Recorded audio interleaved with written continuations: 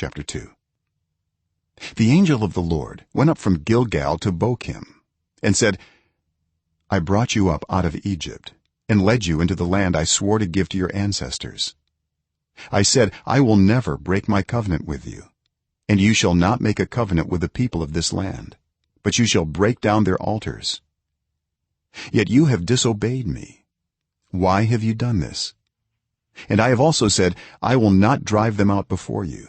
They will become traps for you, and their gods will become snares to you. When the angel of the Lord had spoken these things to all the Israelites, the people wept aloud, and they called that place Bokim.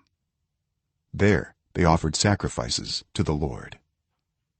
After Joshua had dismissed the Israelites, they went to take possession of the land, each to their own inheritance. The people served the Lord throughout the lifetime of Joshua and of the elders who outlived him and who had seen all the great things the Lord had done for Israel.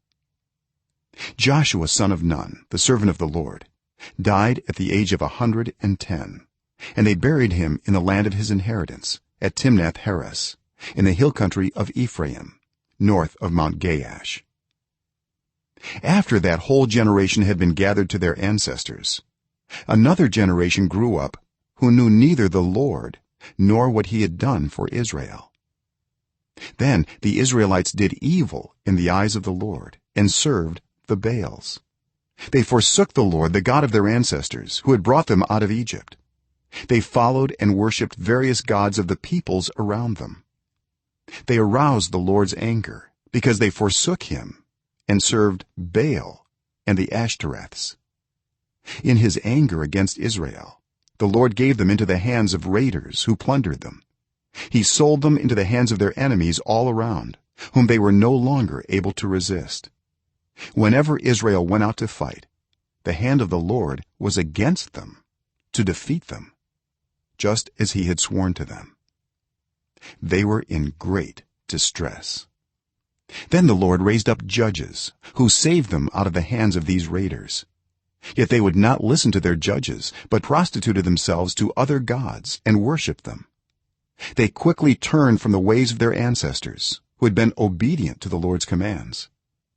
Whenever the Lord raised up a judge for them, he was with the judge and saved them out of the hands of their enemies as long as the judge lived. For the Lord relented because of their groaning under those who oppressed and afflicted them.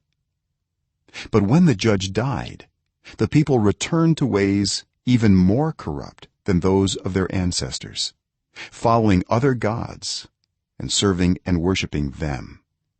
They refused to give up their evil practices and stubborn ways.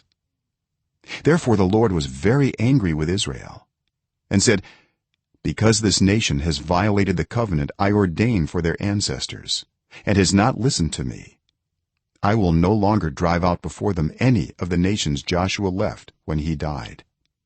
I will use them to test Israel and see whether they will keep the way of the Lord and walk in it as their ancestors did. The Lord had allowed those nations to remain. He did not drive them out at once by giving them into the hands of Joshua.